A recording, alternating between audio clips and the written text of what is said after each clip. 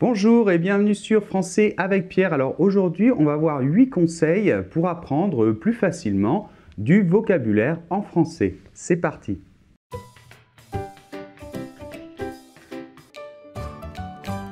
Bien, alors avant de commencer, je voulais vous dire que dans cette vidéo, je vais faire référence de temps en temps à une autre vidéo que j'ai faite il n'y a pas très longtemps qui s'appelle « Une technique simple et efficace pour vous améliorer en français », si je me souviens bien.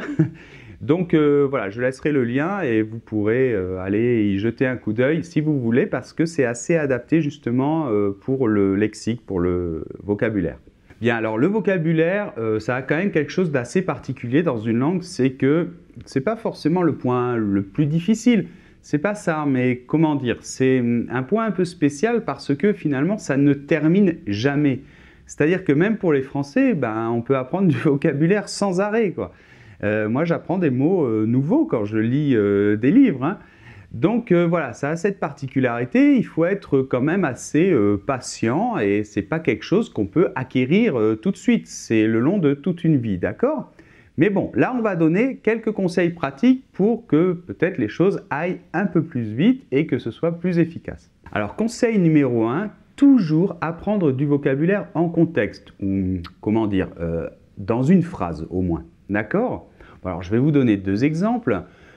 Admettons que vous êtes débutant et puis vous apprenez le verbe parler. C'est la première fois que vous le voyez en français. Donc si vous apprenez uniquement parler, ok, admettons que vous soyez anglais et puis vous apprenez parler, to speak. Ok, si vous êtes espagnol, vous apprenez parler, hablar. Bon, ça ne va pas être terrible parce que parler, par exemple, vous pouvez dire je parle à Jean. Ou par exemple, je parle de cuisine, ou même je parle de cuisine à Jean. Donc par exemple, pour un verbe, c'est très important de savoir quelle préposition va accompagner le verbe. D'accord? Donc on voit que pour ce verbe, il y en a au moins deux possibles. Et en général, pour un verbe, je vous conseille de toujours l'apprendre au moins dans une petite phrase et puis avec une préposition et puis un complément. Alors j'aurais pu donner aussi un autre exemple, c'est évident, c'est pour cette fois-ci les noms, les substantifs. Bon, alors pour les noms, vous savez qu'en français, ça peut être masculin et ça peut être féminin. Donc c'est évident qu'il faut apprendre toujours avec un article. Par exemple, je ne sais pas, tiens, là où mes élèves se trompent souvent. Ça, au bout du doigt, vous savez comment ça s'appelle? Ça s'appelle un ongle, d'accord? Eh bien, souvent, les élèves disent « une ongle ». Je ne sais pas pourquoi. Bon, même un exemple plus simple, voiture. Il y a beaucoup d'élèves qui pensent que c'est masculin. Ben non, c'est une voiture. Bon. Et en français, il n'y a pas une règle vraiment stricte. Bon, j'ai fait une vidéo avec quelques grandes règles, mais il n'y a pas vraiment une règle fixe, hein, quelque chose de carré pour savoir si un mot est masculin ou féminin. Donc, toujours apprendre en contexte à travers une petite phrase. Hein? Alors ensuite, quand vous apprenez du vocabulaire, donc deuxième conseil, vous devez absolument l'entendre parce que vous n'apprenez pas seulement des signes écrits, il faut absolument entendre le mot. La prononciation fait absolument partie du mot, d'accord? Donc je vous conseille toujours, si possible, d'entendre le mot. Et l'idéal, c'est au moins de l'entendre aussi, là aussi, dans une phrase. Par exemple, si vous apprenez les nombres, vous allez apprendre 1, 2, 3, etc. Mais souvent, avec mes élèves, quand je leur dis « Allez, vous devez écrire le nombre, allez, 36 », ils n'ont aucun problème. Mais si je fais un autre exercice et que je leur dis « Bon, allez, maintenant, 36 ans », vous voyez, quand je dis le nombre avec l'âge, dans un contexte comme ça, avec l'âge, eh bien, ils ont beaucoup plus de mal parce qu'il y a la liaison 36 ans, 36 ans. Et du coup, ça les déconcerte beaucoup. Voilà, donc apprendre le plus possible avec la prononciation.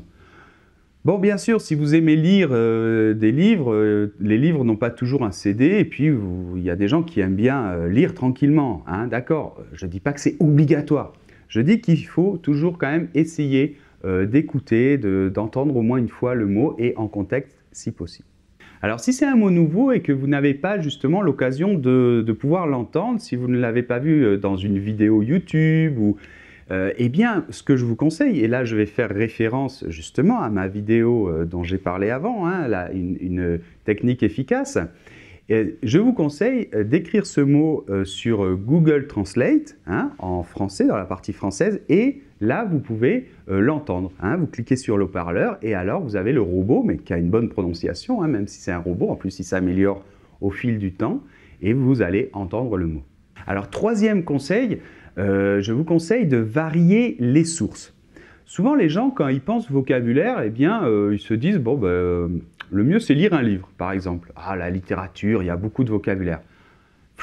Moi, à moins que vous ayez un niveau extraordinaire, je vous conseille, si vous aimez lire, de lire des livres assez simples comme Le Petit Nicolas ou je ne sais pas. Bon, je peux vous laisser des liens, j'ai fait une vidéo de toute manière sur des livres que je vous conseille. Hein. Il suffit de chercher dans YouTube, vous la retrouverez. Et puis, varier les sources, c'est-à-dire pas seulement des livres. Donc, si vous regardez des vidéos sur YouTube, par exemple, eh bien là aussi, variez les vidéos. Si vous avez un niveau bas, évidemment, vous allez commencer par des choses simples. Mais après, si vous commencez à avoir un bon niveau, essayez de varier ce que vous regardez. Si vous regardez, par exemple, des documentaires, ça va être assez facile. Par contre, si vous regardez une émission dans laquelle il y a des invités qui font des blagues et tout ça, là, ça va être plus difficile. Si vous regardez le journal télévisé, hein, le JT en français, quand le journaliste va parler, ça va être facile. Mais quand ils vont aller dans la rue interviewer des personnes, vous allez voir que là, c'est beaucoup plus difficile. Donc, il faut varier ces sources. Et d'ailleurs, il faut aussi varier entre le monologue, quand quelqu'un vous parle seul, et le dialogue. D'accord? Écoutez un petit peu les deux. Alors, quatrième conseil, enfin, c'est un conseil un peu comme une question. Est-ce qu'il faut écrire une liste de mots? Bon, alors déjà, si vous écrivez une liste, je vous conseille de l'écrire toujours à travers une petite phrase. Et ça, encore une fois, je vais faire référence à la vidéo que j'ai faite sur cette technique, d'accord? Donc, je vous laisse le lien. Bon, premièrement, l'écrire à travers une petite phrase dans un petit contexte. Ensuite, cette histoire d'écrire des listes, si vous aimez faire ça, faites-le. Mais si ça vous ennuie, si ça vous fatigue, que vous êtes en train tranquillement de lire un livre et vous n'avez pas envie d'écrire, ne le faites pas. Pourquoi? Parce que si quelqu'un vous dit « ouais, tu dois écrire une liste », absolument, parce que c'est très efficace. D'accord, c'est très efficace. Donc vous allez le faire un jour, 2 jours, 3 jours. Mais au bout de 3 jours, c'est peut-être très efficace, mais ça vous ennuie tellement que vous arrêtez. Et du coup, vous arrêtez tout. Et vous arrêtez de lire en français. Mais c'est la pire chose qui puisse vous arriver.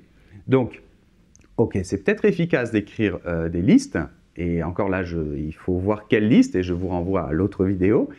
Mais surtout, la règle numéro 1, ça doit être que ça ne doit pas vous fatiguer, vous ennuyer. Sinon, ne le faites pas. D'accord? Alors justement, j'en viens au conseil numéro 5, c'est prendre du plaisir. Bon, ça c'est tellement général parce qu'en fait c'est le conseil numéro 1 de toute la méthode, système, appelez-le comme vous voulez, enfin tout ce qui est notre fil conducteur dans Français avec Pierre. Pour tout apprentissage, que ce soit une langue ou n'importe quoi, si vous ne prenez pas du plaisir, c'est ce que je viens de raconter avant, vous allez abandonner. Si vous abandonnez, votre niveau il ne va pas progresser, c'est fini, il n'y aura rien, ce ne sera même pas un petit peu, ce sera rien.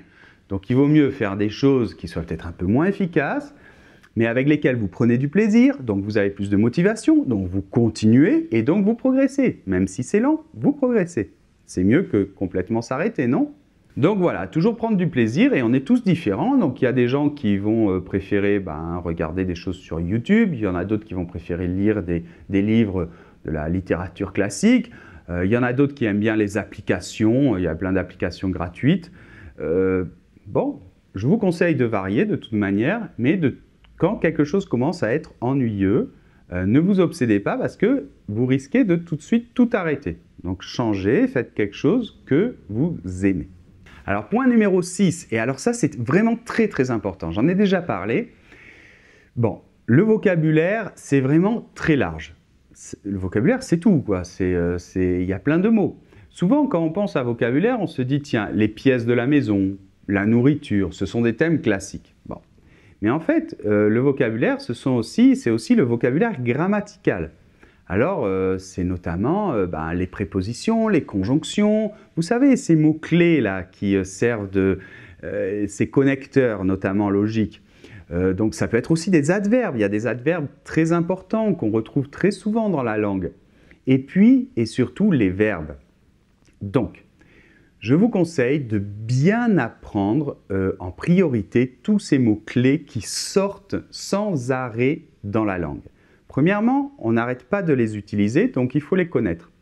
Deuxièmement, ce sont des mots mots-clés qui sont très difficiles à remplacer par un autre mot. Donc du coup, s'il vous manque ce mot, ça va vraiment vous créer des problèmes. Donc il n'y en a pas énormément les mots grammaticaux, bon, sauf les verbes. Mais même les verbes les plus importants, finalement, il n'y en a pas tant que ça. Je vois par exemple des élèves qui arrivent en 4e année et qui ne connaissent pas le mot ou l'expression « du coup ». Du coup. Ils pensent que ça veut dire d'un coup, d'un seul coup. Non, du coup, ça veut dire par conséquent. Ok? Et on l'utilise énormément. Donc, j'arrive pas à comprendre comment au bout de 4 ans de français, ils ne connaissent pas ça. Ben, ce mot-là, par exemple, c'est un connecteur logique. Il vaut mieux apprendre ce mot que connaître la liste complète des fruits et des légumes en français. Je vous l'assure. Donc, donnez la priorité aux mots importants qui sont très souvent utilisés dans la langue. Donc, tous ces mots grammaticaux, les prépositions, conjonctions, certains adverbes, les verbes, etc. Alors, conseil numéro 7, c'est mettre en pratique au moins un minimum. Donc, j'ai toujours des élèves qui viennent en cours, ils aiment beaucoup mes cours, ils sont très sympas, ils me disent « Ah non, mais j'aime tes cours », mais au moment où je leur dis « Bon d'accord, mais maintenant on va mettre en pratique ». Allez, donc on va faire une scène. Hein. Dès le début, dès mes premiers cours, en première année, le premier jour, je mets toujours en pratique la langue. On apprend bonjour, au revoir et un peu plus, et tout de suite, on fait une scène, on met en scène, et mes élèves parlent et utilisent ce qu'ils viennent d'apprendre. Pourquoi?